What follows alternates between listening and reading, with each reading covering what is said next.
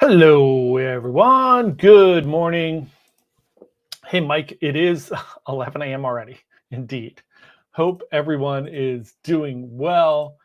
Got some cruise news this morning to discuss. So let's get into our cruise news. Hopefully, everybody's having a great Sunday morning. It is a little chilly here, but we're starting to get there. So it's getting a little bit better. Katie Myers, good morning. Hope you are doing well too. Who else? Matt Ryan, good morning. Hope you are having a lovely day. Let's get into our first bit of cruise news. Got a decent amount of cruise news today. First bit of cruise news is it looks like Royal Caribbean is scrapping Baltimore at the moment. I don't think that this means they're leaving the East Coast. So it posted their winter 2026 and 2027 sailings into 2027, and there are no ships sailing from Baltimore. So obviously with Royal, they kind of do their deployments seasonally, so they push them out little by little so they don't crush their website. God knows they're selling enough cruises.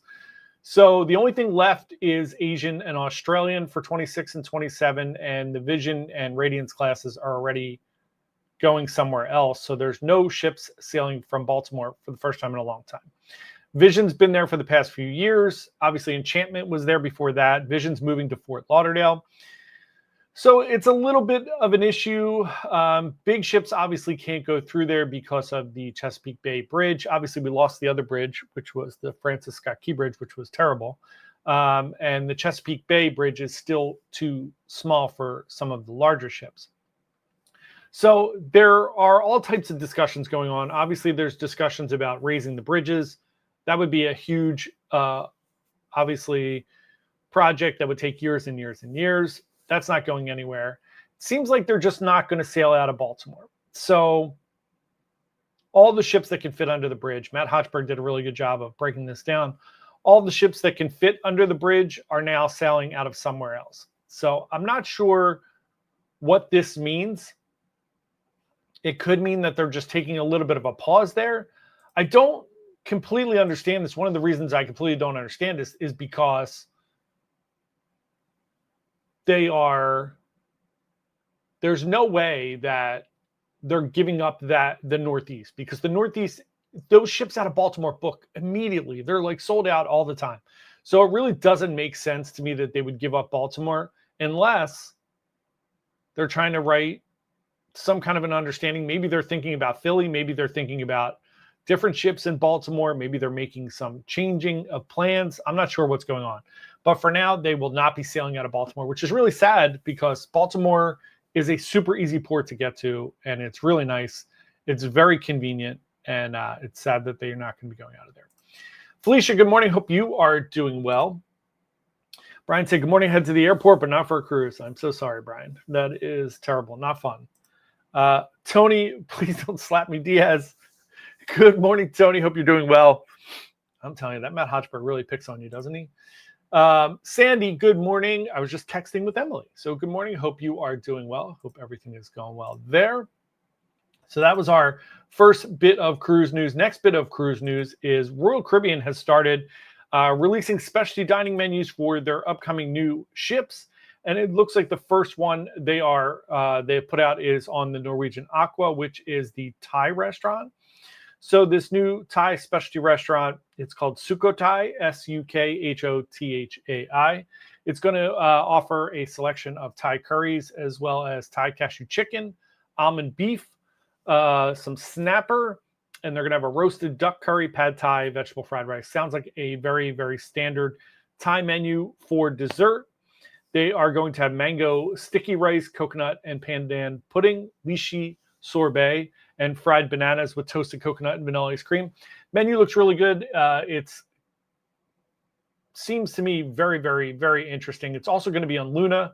So Aqua, Luna going to have very similar structures, similar restaurants, and obviously the same menus. So it looks really, really interesting at this point. I'm excited about that. And obviously they have other new restaurants coming out where we haven't seen the menus yet. They're going to have a plant-based eatery as well on there. So if you are vegetarian or vegan, super, super exciting there as well. Fun, fun, fun cruise stuff going on. Roger, good morning. Hope you are doing well. We got Rich here. Rich said Carnival celebration on 3:30. Your most favorite thing, best secret hidden gem. So depends on what you like to do, Rich. If you like a little bit of peace and quiet, on all of those Excel class ships, my favorite part of the ship is the Serenity deck, and not just to get away from the crowd, but I mean, obviously, it's really nice if you are not interested in the wild party atmosphere. Sometimes it's great to watch that, and then you just want to step away for a little bit. The Serenity deck is amazing for that. It's just so nice up there. It's peaceful, and not so much even during the day, right? So during the day, it doesn't get, I don't want to say that it gets loud. It did on Venezia. When we were on Venezia, that Serenity deck was very loud on Venezia. It was like another party area, which I don't think it's meant to be, but there's nothing you can do about that. So on the Excel class, like Jubilee and Celebration, it doesn't get loud. It definitely gets crowded. There are a lot of people up there. There is a little pool there. It does get a little boisterous, but nothing crazy. But I will say that area in the morning and at night are some of my favorite places on the ship at all, altogether. The other things, Rich, that I would say my favorite things are the shows that take place in the middle in that Carnival Celebration Central area. Those shows there are awesome. They're really great. It's just a great venue. It's a great venue for bingo. It's a great venue for a bunch of things, but the shows there are great. I thought the entertainment on board was good. The performers were really good. Some of the shows in the theater are a little weird, but they're good. So my secret hidden gem, it's not so secret, is the Serenity deck early and late. And then trying to think of what else I would recommend. The Golden Jubilee Bar, really, really cool place. Doesn't get overly crowded there either if you like live music.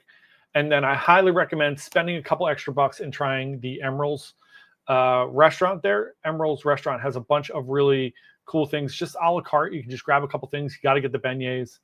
And those are my favorite things, I think, on Celebration. And we have a whole top 10 video too on the channel. So I recommend checking that out too. It's only a couple weeks old. Lacey, good morning. Spoke with Lacey this week too. Talking to everybody this week. Carrie Ann, good morning. Talked to Kevin this week. Mandy Costin said, cruising on Aqua end of June 2026. Mandy, super jealous. I will not be on Aqua until August. I hope you have a wonderful time on board of the Aqua. Let me know how it is. I'm excited to hear about it. Anna, good morning. Hope you are doing well. Ed Clayton, how you doing? Good to see you here this morning. Hope you're doing well. Rich, of course, my pleasure. Watch all the videos. Thanks so much. I really appreciate that. Yeah, if you have any other questions, just shoot me an email. I'm happy to answer questions. Sometimes on the show here, it's like quick back and forth, and I don't think of something, but feel free to shoot me an email at jp@bitesizecruise.com, and I'm happy to answer any questions or give you any guidance on that as well. Next up, a Royal Caribbean passenger was arrested with a gun in Aruba. I don't even know how. It might be one of the 5 dumbest things I've ever heard. So I don't know, the full story hasn't come out yet. Obviously, the passenger was stopped getting back on the ship in Aruba with a gun. Seems odd that they would have been not flagged taking the gun off or getting on previously with a gun. I'm not sure where they got a gun or why they thought it was a good idea to try to bring that back on a cruise ship. Really wild stuff. But they will certainly not be cruising again. So that's the end of them. Robin, good morning. Hope you guys are all doing well over there. Next bit of cruise news. Drew Barrymore has been named the godmother of the MSC World America. So really funny. I know I've been keeping up everybody on this World America inaugural. So we were invited to the MSC World America inaugural cruise. It is on April 9th. Today is March 9th. Really, really funny. First off, I'm very, very happy, excited, blessed, whatever words, to be invited onto the cruise. I'm very appreciative of it. I'm not trying to be negative about it. I don't want to be negative about it at all. I just think it's funny. We're a month out. I have no details. I don't know what time we can board. I don't know. It doesn't show up in my cruise thing, so I can't. You really can't book anything anyway. I am told that you'll be in a color-coded group, and then those groups will eat at certain restaurants at certain times and try different things and go to different places. Sure, okay. Zero communication from MSC. It's a month from today. I booked an 8 a.m. flight. Judy's going with me, so I booked an 8 a.m. flight out of Philly to Miami, which means we'll get there like 11, unless flight gets late or anything, which normally I wouldn't do. I would go the day before, but I am on Prima in a few weeks, so I don't want to, I have dog coverage issues. Judy has a dog, so she has coverage issues. So we're trying to fly there the same day, which I normally don't do. Obviously, we don't recommend that either. But there's no information. I can't figure out when we're going to be able to get on the ship, when all the like pomp and circumstances happening. There's no details. So maybe I will try to reach out to Drew Barrymore and get some details. But it is exciting. Drew Barrymore is the godmother of the ship. If you don't know, generally speaking on MSC, they have Italian celebrities. And I think Sophia Loren, the actress, I think she's got to be in her 90s. How old is Sophia Loren? She's 90. So she's the godmother of like 10 of their ships. She's a very famous Italian actress. So Drew Barrymore is her goddaughter. So it's kind of like a little correlation there with that, which is pretty cool. Michael said, is Aqua and Lunar sister ships? I was thinking about booking Luna, but if it's the same as Aqua, I'll probably pass. So technically they are in the same class. So you had the Prima. When they announced the Prima class, they announced 4 ships initially, right? So they announced Prima and Viva. Well, they announced Prima and then they announced Viva, and then there was going to be 2 more ships. However, there was a lot of like hate. I don't want to say hate. Hate might be a strong word. People didn't love Prima. Not because it's not beautiful, not because of anything like that. They just thought it was a weird configuration. There are some really weird things. There were some weird design choices made. There are hallways that go nowhere that just end. It's my least favorite thing on a cruise is when you have to like go down 2 decks to get across somewhere. So when they launched Prima, they were already building Viva. So there was nothing they could do about changing Viva. So Viva is a mirror image with some design aesthetic changes and different things. They then went back to the drawing board and said, okay, this is not what people want. So they decided to make Aqua 10% larger than Prima and Viva. They also said that they were going to make the next ship, which is Luna, 10% larger than Aqua. So it's going to be slightly different, slightly bigger, different configurations. There will be a different, I'm not sure, I haven't heard yet if Luna's doing the Aqua coaster on top. So right, Aqua's doing that Aqua roller coaster on top. I don't know what Luna's doing up there yet. It's one of my least favorite things on NCL. I'm very much looking forward to trying the water roller coaster. I think it's a cool concept. One of my least favorite things is that they have the race cars on like 8 ships. It's probably not 8 ships, probably 5 ships that have the racetrack, including Prima and Viva. It just takes up so much space where I think they could have put multiple venues that would have been fun. Where, in my opinion, if you do the race cars once, which they're very cool, but if you do the race cars once, it's great. If you do it twice, you're completely over it. And I think it would have been really special if the racetrack would have been on like 2 ships, like Encore and Joy. But instead, it's on like 6 ships. So I don't know. But there's a long answer for your very short question. They are going to be slightly different, but very, very similar. So, maybe similar to like Joy and like Encore. Similar layout, but very different ships and where actually everything is. All right, so Margaritaville at Seas has announced they are leaning into some themed cruises in 2026. So let's go over some of these. They are going to have, these are on Margaritaville at Sea Paradise. So let's talk about it. These are going to, one's going to be a Super Bowl themed big game getaway. It's a 3-nighter that leaves on February 7th. I want no parts of that cruise. Valentine's Day cruise on February 13th. They're doing a St. Patty's Day cruise, another one I will pass on. March 16th, because God knows that's going to be a drinking cruise. May 3rd, they're going to do a Cinco de Mayo cruise. And then they are also doing a Jimmy Buffett Day 4-night sailing to Key West on August 28th.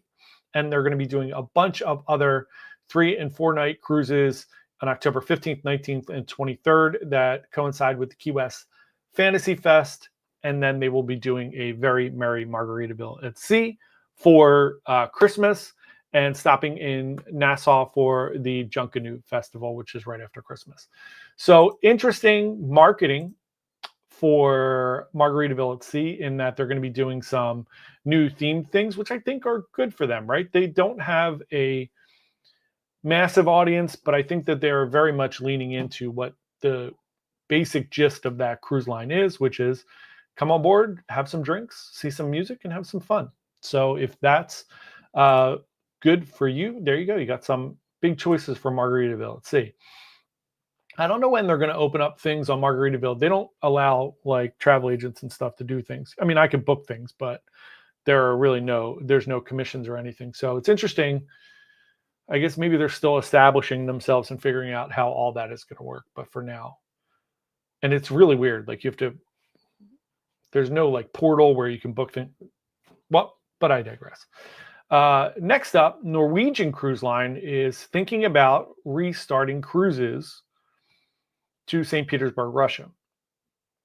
It's very, very interesting with all the other weird things that are going on.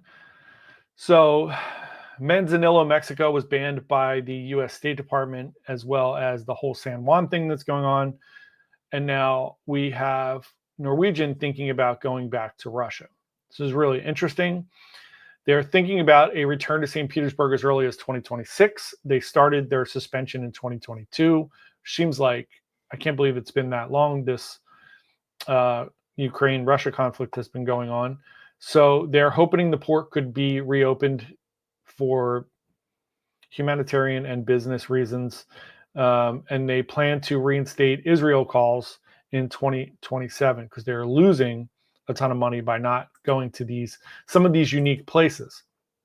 And also now with some people, some foreign, I think this is a little bit of a push of now they're seeing some international cruisers don't want to come to the US. So I think they're hedging their bets on things that are going on geopolitically around the world to make sure that they don't lose money if international people stop coming to the US. But hopefully that'll all get rectified. And I mean, in all honesty, where are you going to go, right? 90% of cruises come out of the US. So if you want to go on a cruise, it's going to be the way unless they decide to do like a real large scale boycott, which I don't see happening, but we'll see. Tony said, you missed the April 20th, 420 get wasted day on Margaritaville. That's every cruise, Tony. That's every cruise on Carnival. We're going to have these dogs here that are going to look for drugs, but you can still get your drugs on. I'm kidding, Carnival. I know you really are trying to stop people from bringing drugs on. I do. I know that for sure. So in another story, this one's wild to me. Norwegian has reinforced you children, babies, I guess, or adults, right, are not allowed to have diapers in the pool. So Royal Caribbean and Carnival apparently don't have this in place. Here's the thing. If your child has a diaper, I've seen kids with diapers in the hot tubs, which might be the grossest thing in the history of the world. So here's my 2 cents. If your child has a diaper on, why are they in the pool? What are we doing? If your child can't hold, it's bad enough that I'm sure there are drunken adults that aren't adhering to the bio whatever of the pool and the hot tubs. So let's not have kids in diapers. Norwegian said no. Thank God Norwegian has said no. I don't know if they enforce that or not. I hope they do. But other cruise lines apparently don't have that. And you can put your child in a diaper in a hot tub or a pool, which I think is disgusting. So who knows? Sometimes I really wonder. I really, really, really wonder. So Norwegian Cruise Line's new entertainment is getting some mixed reviews. So we talked about it the other day. Norwegian's going to be bringing some new shows on board the ships. Their president is saying, or their CEO is saying that people don't want to go to Broadway shows on board. They don't want to spend 2 hours in a theater watching an elaborate show, get a satisfaction score, show that they prefer shorter original productions, and they're leaning into that. I don't know how much that is true. In my experiences, so let's talk about it, right? In my experiences, the people seem to love the Donna Summer show that was on Prima, in my opinion. Most people. People seem to love Choir of Man. People seem to love Million Dollar Quartet, Jersey Boys, Six, all of these musicals that have been on Norwegian, Beetlejuice, right? All people seem to have loved them. I do know that people do like some of the other shows, like the Cotton Club one with dancing and stuff, which I can't think of the name of right now. I've seen that show a bunch of times. It's fine. It's okay. I don't love it. And some of their other production shows like Elements, I know some people like those. They're okay. I'd much rather prefer a Broadway musical. And if you're on a 7-day cruise, I saw it this last weekend when I was on Independence of the Seas and nobody was at Greece. So I get that maybe on a 3-day cruise, people don't want to spend 2 hours on a Broadway musical. I get it, which is only going to be weirder and weirder as Royal leans into shorter cruises for their, sailings, as we talked about, right? I don't know why it makes sense for Oasis class ships to do a 3-day cruise. But I think people appreciate the really good shows if they're good shows. So we shall see, right? We'll see what happens and what's going on there. But they are bringing out a bunch of these new shows. They're bringing out this Red, White, and British show that's going to feature David Bowie, Queen, those type of things. It's going to be on Breakaway and Epic and Prima. They're bring back the 90s. They're doing an Alice in Wonderland one with Alanis Morissette, Salt and Pepper, Destiny's Child. That's going to be on Getaway and Joy. They're bringing an Icon show out that's going to be these like legendary bands. Those are all great. I want more entertainment. I don't want less. I want more options. So to me, I think it's not so much what the cruise line is getting from people. I also think that it's a licensing thing where they don't want to pay for those licenses. So I wish they would be more honest about it and transparent. Hey, Bob. Bob said, a friend is thinking about the Star Trek cruise in February 26th on Adventure. Will he get Crown and Anchor points? Yeah, as long as you book. Yeah, no, it doesn't matter. If he books through Six Man or if he books through whoever's running the cruise, it's still a Royal Caribbean cruise. He will still absolutely will get Crown and Anchor points. Yep. Doesn't matter for those. Next up, I think that's it. We have one more piece of cruise news, and that is that MSC has put out the winter 26-27 schedule for them. They have 7 ships sailing in the U.S. It's great. They keep moving more and more ships over here. I think over the next 5 years, we're going to see a real competition start to forge between MSC, Royal Caribbean, Norwegian, some of these other cruise lines. They will have World America doing 7-night Eastern and Western Caribbean cruises from Miami. They will have Grandiosa and Seashore out of Port Canaveral doing the Bahamas and the Caribbean. Obviously, Meraviglia is still up here in New York to Florida and the Bahamas. They have to switch that ship at some point. Like, people are going to get sick of Meraviglia up here. I love Meraviglia, but I've been on it twice already. Seascape out of Galveston, which we're going to be running some sales for, and MSC Poesia is going to be doing the Panama Canal between Seattle and Miami after its inaugural in Alaska. So Poesia is doing Alaska in 2026, and then it's going to be doing Panama Canal, which is fantastic. And then there will be grand voyages on Grandiosa and Meraviglia that are doing transatlantics. Very, very cool. Most of the itineraries, obviously, out of Florida are going to visit Ocean Key, as well as, obviously up here out of Brooklyn is going to do that. So really, really interesting. It's, they're the 3rd largest cruise line in the world now. They are the largest cruise line in Europe, and they are slowly but surely coming for America and North America specifically. So to me, it's going to be really interesting over the next, say, like 5 years to see what happens with MSC in America. I think that it's going to be a real battle, especially if they keep pricing the same. So should be interesting.